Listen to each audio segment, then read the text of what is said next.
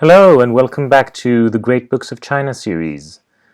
Today I'm going to talk about some more chunks of texts in the Zhongyong.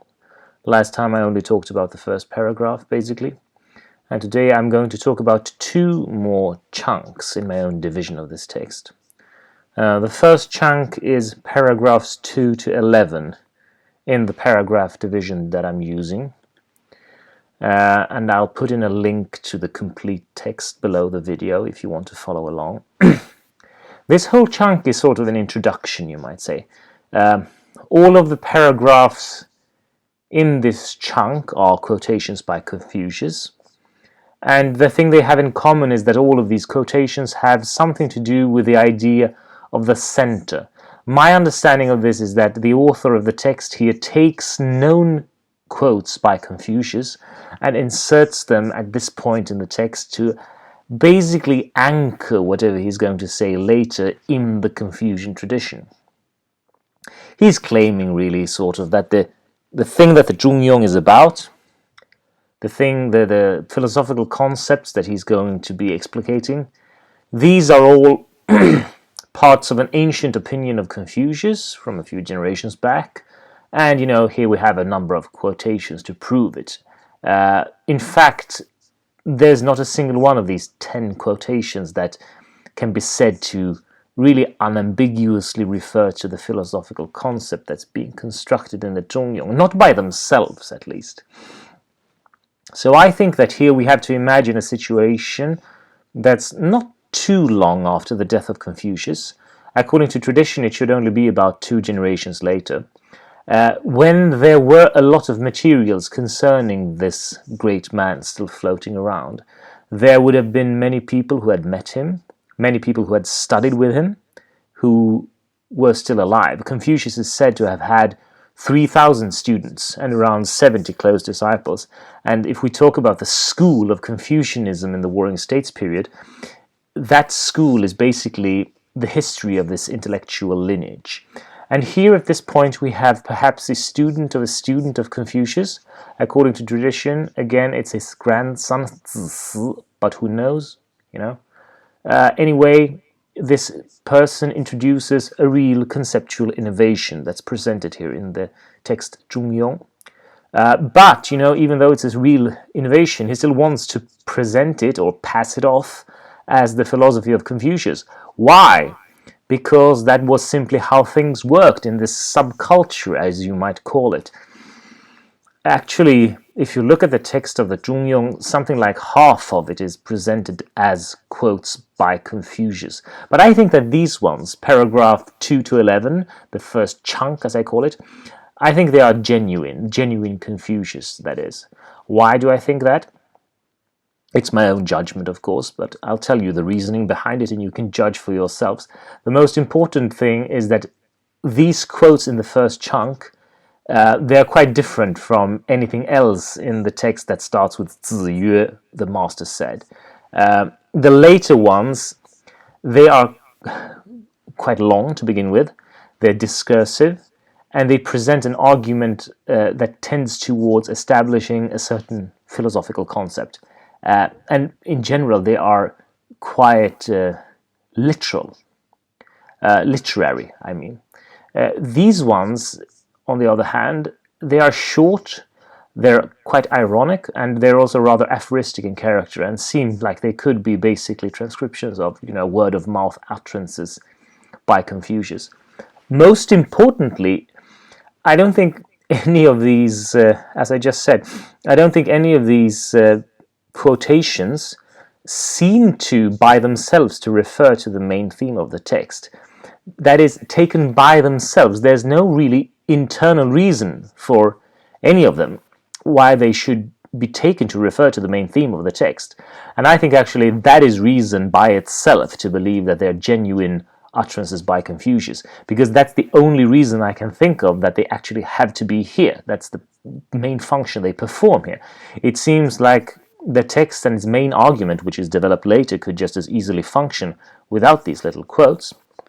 So the only reasonable motivation I can think of for putting them there is because they were recognized to be genuine Confucius, at least by the compiler. but probably also by his audience, because he's sort of bolstering the credibility or the orthodoxy of everything else that he's going to say by first quoting a lot of material by the old guy, which seems to point in the direction that he wants to go in. So I'll just give you an example of where they seem, in my estimation, clearly unrelated to the ideas that come later. We can look at section 10. It's Lu Wenqiang and so on. You can pause and read here. I won't read out all of this. This passage, to me, it seems to have been included only because of this short phrase that comes here. 中立而不以. The superior man stands in the middle without leaning to any side. Middle, 中... Yeah, okay. So in the context of this paragraph, this little phrase seems just to mean not being influenced by other people's behavior and ideas. That is not really the idea that's developed later in the text, is it? Well, we will see that later. Another example is section 6, where Confucius talks about the sage king Shun. Again, you can pause and read here. In this context, I don't think it's all that clear what Shi Jing, the middle here, refers to even, but it seems to refer to a kind of midpoint between two things. And even if this is rather ambiguous, it hardly seems very related to the main idea of the text. Sorry, it just isn't. But it was the big guy who said it. He mentioned Shun and stuff, so of course it's... there was a zhong in there as well, so perhaps you could imagine someone lecturing on this material. He would begin with these quotes, and then he'd be all like, "Have you ever thought what Confucius really meant with this Zhongyong stuff? What did he mean when he said zhong?" And then he would, go on to introduce his own theory. So that's basically my take on this whole chunk, all of these paragraphs. I won't talk more about them. I think they add very little in terms of ideas, except that they did give us the phrase Zhongyong, which occurs in a few places here, but I've talked about that before. Anyway, the next chunk is paragraphs 12 to 15. This is mainly what I'm going to be talking about today. This chunk is, it seems to me, mostly original material, but it's put in the mouth of Confucius, as is most of the text, as I said. And we also find inserted in this chunk sentences which are probably by Confucius, in fact. And there's also a number of the Shi Jing quotes, which I will talk about in some more detail. The theme of this chunk is basically what it says in the introductory paragraph. 道不可虚于理也. The way is not absent for a second. I know you can also say that it ties in more generally with the theme of human nature, 性, that is also established in the first paragraph. So let's look at the text of these 4 paragraphs. This is the text of paragraph 12.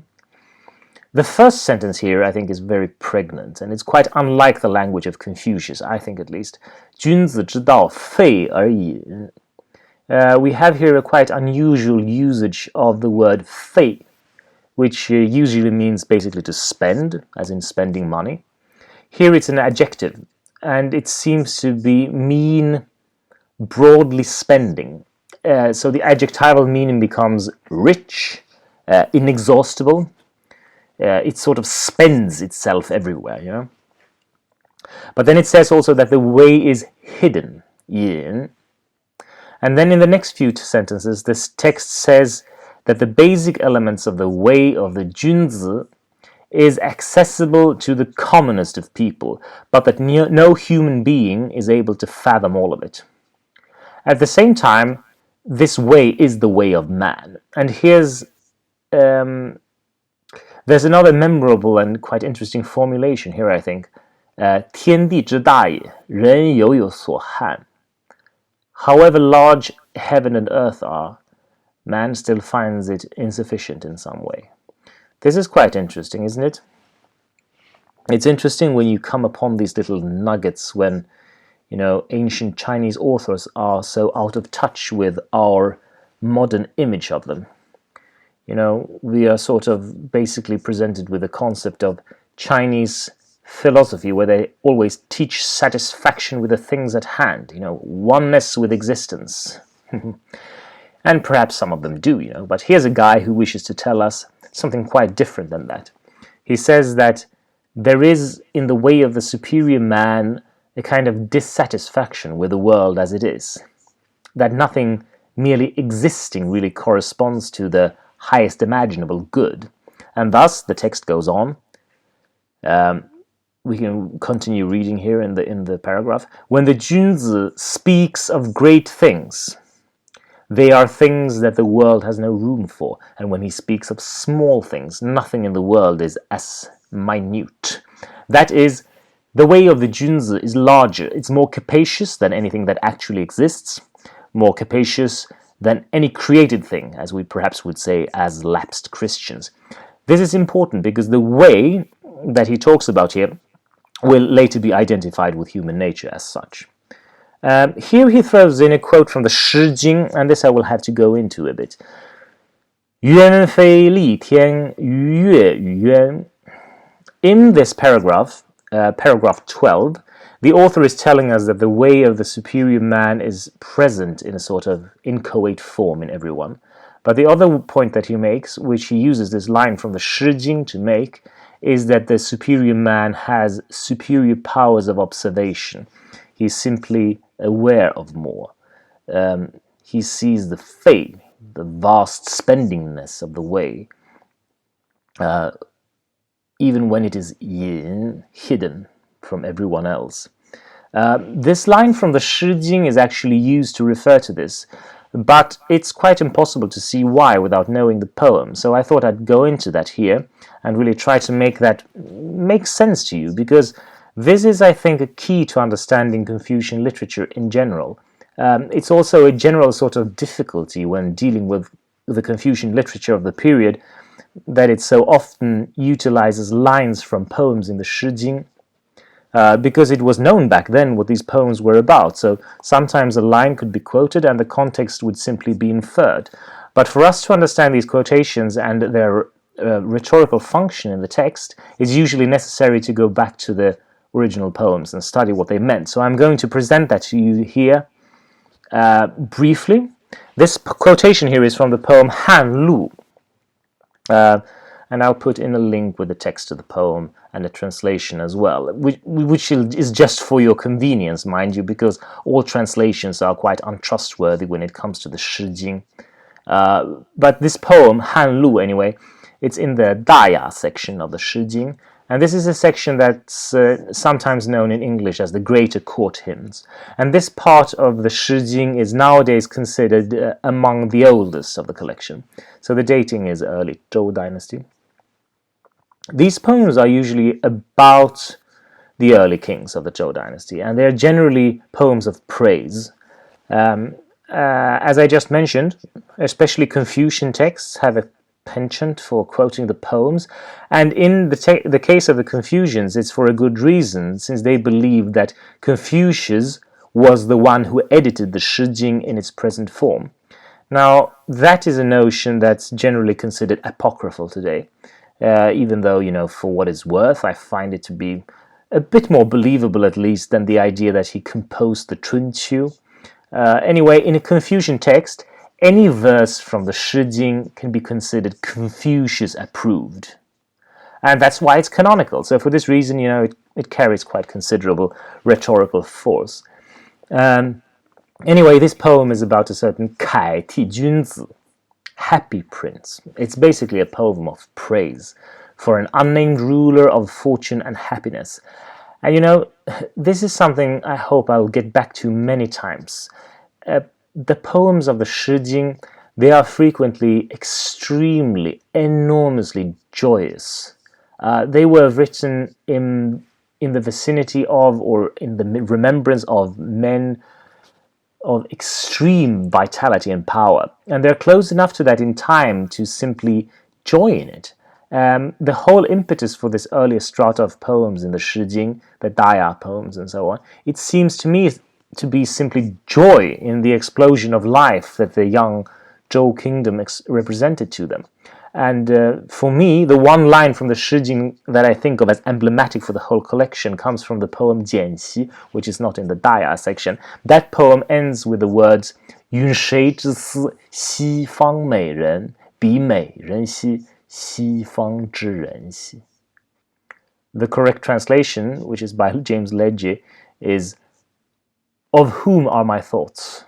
Of the fine men of the West. Oh, those fine men, those men of the West. The men of the West are, of course, the founders of the Zhou. This is how admirable they were to the poems, the writers of these poems. This is how in love this civilization was at its roots with these great, strong, and righteous men. They simply joy in it. Oh, those men of the West. It's really, you don't have to explain why.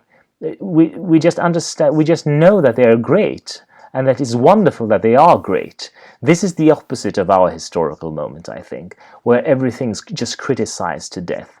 And that's why ours is a dying civilization, and theirs was just breathing forth. And this Han Lu poem, it's said to be about King Wen, which is perhaps reasonable because several other poems in this section of the Shi Jing are about King Wen. But whoever it is about, it's just praise of the abundance, the good fortune of this man, how he's beloved by the gods and so on. And it always repeats, 凯替君子, happy prince. So the context in the poem for the line that's quoted here in the Zhongyong is the following. 鸢飞戾天，鱼跃于渊，凯替君子，瑕不作人. Translated freely, the hawk flies in heaven, the fish leaps in the deep. Happy prince, is he not a man? So the poet basically seems to say that this prince is the exemplar of man, of man's nature, in man's element. Being a man and being beloved of the gods and being a happy prince, that is like a fish who is in the deep or a bird in the sky. That man is exactly as he should be. And this is basically always the standard of life and vitality that later generations would always worship in the early Zhou. And here this is the background for the quotation of this line in the section of the Zhongyong. But instead of just taking it flatly, just like that, the Zhongyong quotes the text to make a slight reinterpretation of it. So I'll translate the text of the Zhongyong here. Quote, when the poem said, 鸢飞戾天，鱼跃于渊, the hawk flies in heaven, the fish leaps in the deep, what is meant is that the happy prince could see both the highest and the lowest, end quote. So you see, this is really a creative interpretation of the poem, a reinterpretation. He's telling us that what the poem really meant is not just that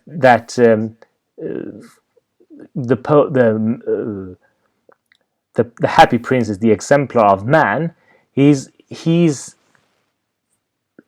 emphasizing that this happy prince, perhaps King Wen, is the highest instantiation of human nature by virtue of what? Of his being able to grasp everything in nature, which is not actually in the poem, but it is taken here to be the meaning of the poem. It's explained here to be the meaning of the poem, which is, as I said, it's a reinterpretation, it's a rereading.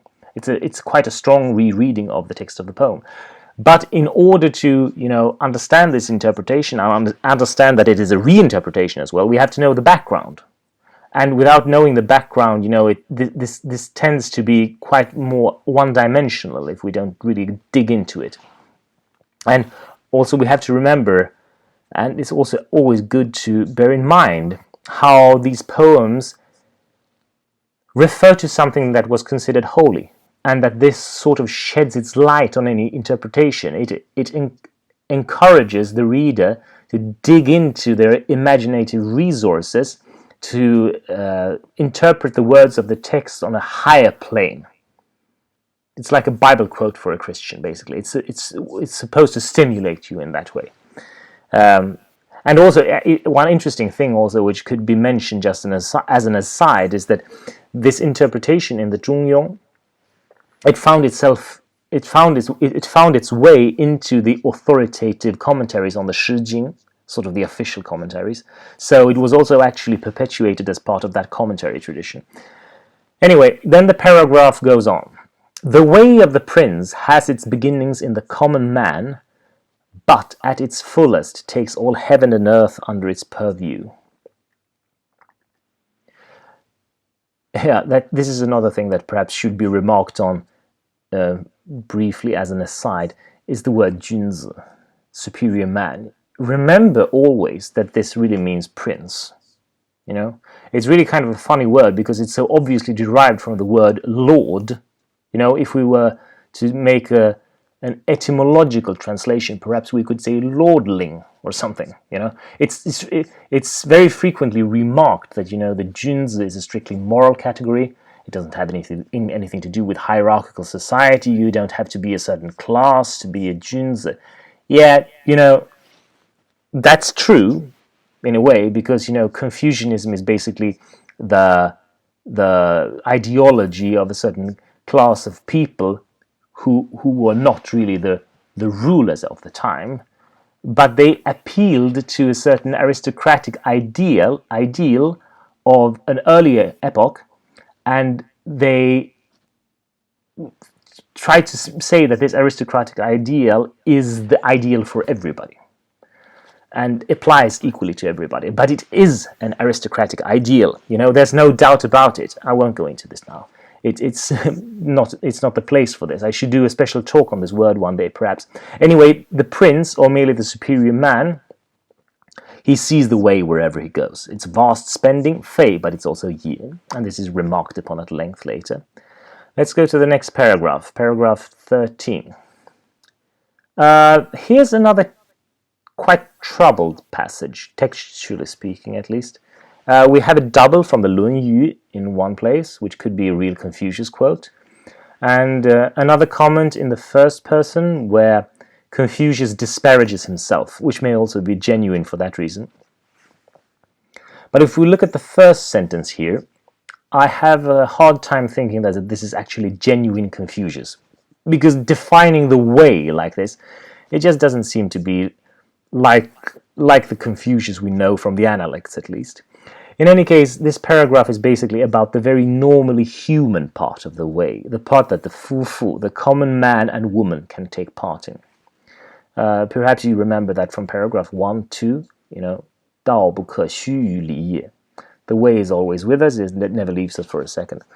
And here's another Shi Jing quote as well, that I also have to go into a bit.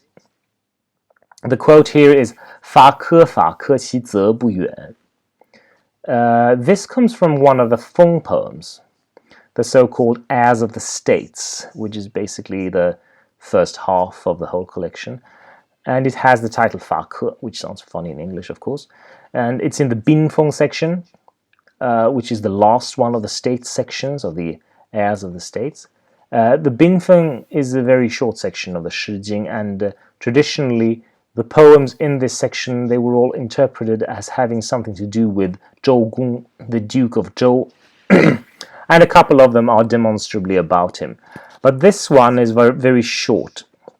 This poem is just 8 lines and is quite cryptic, but it basically juxtaposes the hewing of an axe handle with taking a wife according to proper ritual, which seems like quite a strange comparison, but the idea is quite simple. If you're hewing an axe handle, you're holding an axe handle. It's the tool that you're using. So it's very easy for you to see sort of the model of what you should do. And it's the same thing with taking a wife according to proper ritual, you know. Well, why? Well, first, remember that the context refers to Zhou Gong. That's significant. It's basically an interpretation of Zhou Gong's behavior. It reminds that the Junzi, a superior person, is somebody like Zhou Gong. Zhou Gong would have the exemplar of human nature around him all the time. He would know that the human nature is here, and human nature is to perform rituals like this according to proper ritual. So it's like hewing an axe handle, because you're holding the axe handle, and you know you have the model for what you should be doing in your hand. You have it in yourself.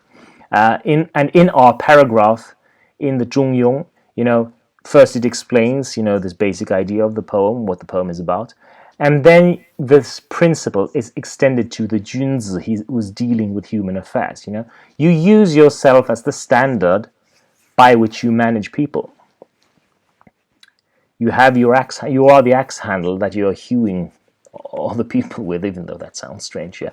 So anyway, then we have the next sentence here. The silver rule comes back, and it's stated in exactly the same words as in the Analects.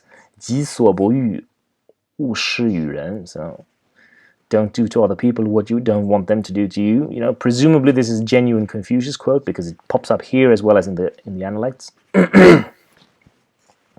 And then the paragraph closes with a few sentences where Confucius sort of disparages himself for not living up to his own high standards. 4 things in the way of the Junzi and so on. Yeah, you can read this for yourself. An interesting thing here is actually also that the Zhongyong and the earliest commentary we have on the Shi Jing, this poem in the Shi Jing, which is called the Mao poems, they actually say basically the same thing here, the Zhongyong and the Mao comment. The Mao comment says the following: 以其所愿乎上，交乎下；以其所愿乎下，事乎上，不远求也。 Treating inferiors like he would like to get treated by superiors, serving superiors like he would like to be served by inferiors. He doesn't go far to see how. And in the Zhongyong, we have this long first-person quote by Confucius, which deals with exactly the same thing.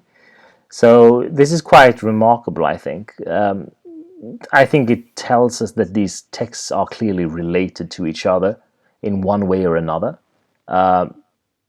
It's reasonable to believe that they belong to the same school.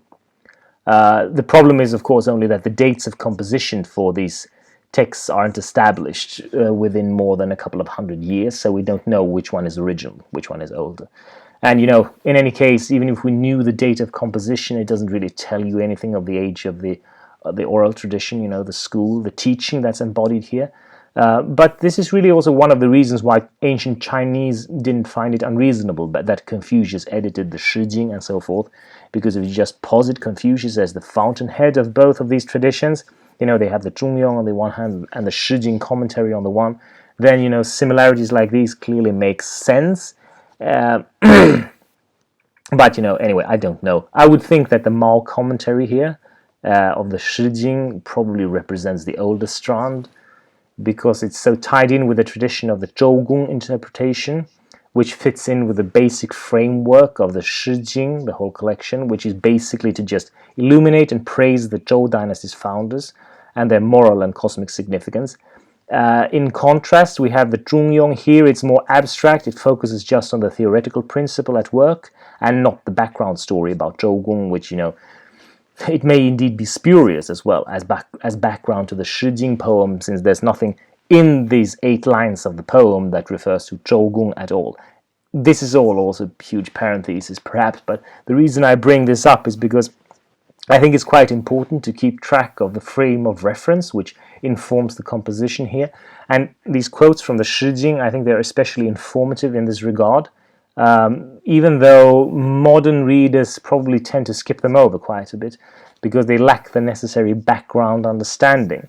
And in fact, these quotes, they're not random. They don't function as decoration.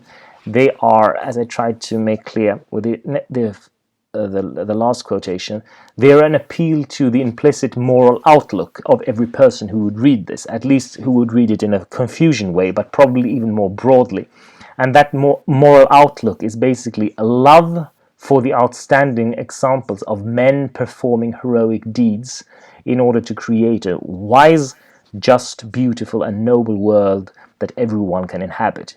It's a collective infatuation with those men of the West, 西方美人, both as a human example and as a living and historical reality. So, 法科, these 2 words, hewing an axe handle, that means Zhou in the minds of these people. And Zhou is one of the greatest men who ever lived to them.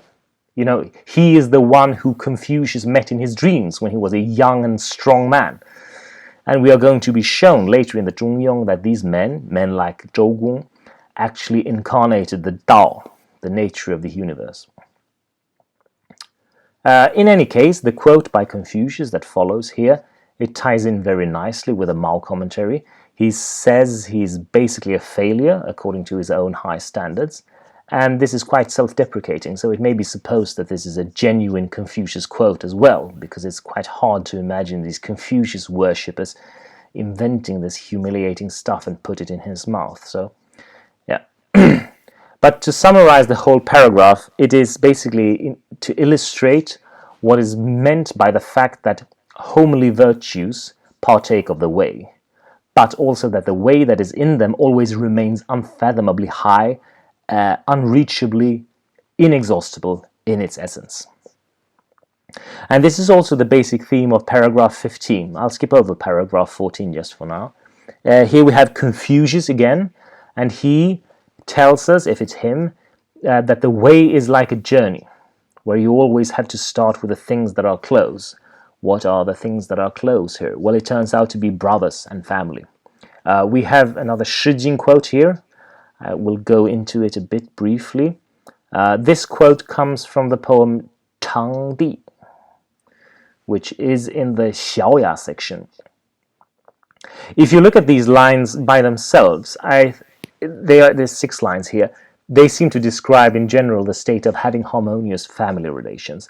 Actually, if you look at it in the context of the entire poem, the crucial line here is 兄弟即息, when brothers are in agreement. That's the whole sort of the eye of the poem, as they say in Chinese literary criticism. This whole poem is one of the famous poems of the Shi Jing, actually. It has several familiar lines that was used as a source of allusion in later poetry. And it celebrates brotherhood. That's the point of the whole poem.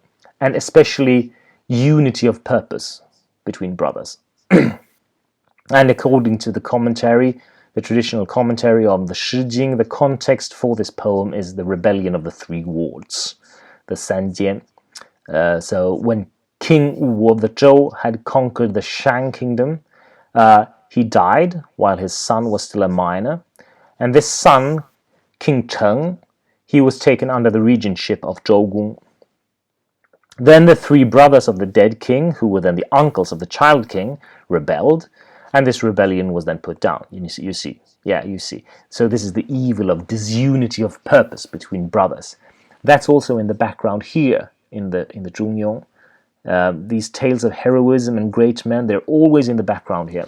As soon as the Shi Jing is taken as a sort of as a support for moral authority.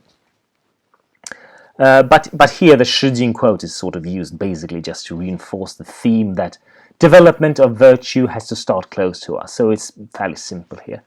And what it means has to start close to us within the family, with our relationships to our brothers and so on. Finally, we can look at paragraph 14. In paragraph 14, we have the first intimation of another theme that will become all important later in the text. And this is the idea of cheng, sincerity or authenticity. This word cheng, it doesn't occur here, but the whole paragraph is practically a textbook definition of the concept. He says the Junzi su qi wei er xing, acts according to his position. And there are examples of this, when rich, when poor, and so on. And then it says, 君子无入而不自得焉. The Junzi is at peace with himself wherever he goes. Yes, because the Junzi only cares to be true to his being. And I will translate the last sentence in this paragraph like this. He has no quarrel with men or with nature. He stands in the middle of change and accepts his fate, and doesn't put his hope in slim chance, fearing that he might fail. So here we have the idea that the superior man behaves as every situation demands of him. As I said, this is a theme that comes back later in the text, and I won't talk more about it now because I will leave it for later lectures, because it's fleshed out in much more detail later in the text. But it's foreshadowed here. So let's just make a mental note of that, and we'll leave the analysis of that concept for later. So we can summarize basically this chunk, paragraphs 12 to 15, everything that I've talked about here, in the following ways, perhaps. It lays, in general, the groundwork of the sort of climb that will follow. It explores the center of the human being from the ground up. So the author starts in the lower end, and the lower end here means things that are within reach for everybody, because the text tells us that the way, basically, of the human being and of the superior man is present in everyone, but is also unreachable and inexhaustibly high, so that no one can exhaust it completely. That's why we can start with human relations, because that's basically the theme we have here: fulfilling one's role in society, being at ease with oneself, taking care to create harmony within one's familial relations. That is the first step of being a moral person, but it's also a true expression of the moral life force of the universe as such. And this is elaborated on a much higher level later in the text. And it also ties in with the idea in the introductory paragraph that the way is not absent for a second, as I've pointed out a few times. And it also tells us, this chunk more generally, that it is human nature to express this thing, this way. And human nature, Xing, is also, of course, as we know, one of the themes that is established in the first sentence of the text. So today I've talked about 2 chunks of the text, and next time my intention is to talk about 1 or 2 more. So I hope you'll join me for that, and thank you for listening, and keep on reading. Bye-bye.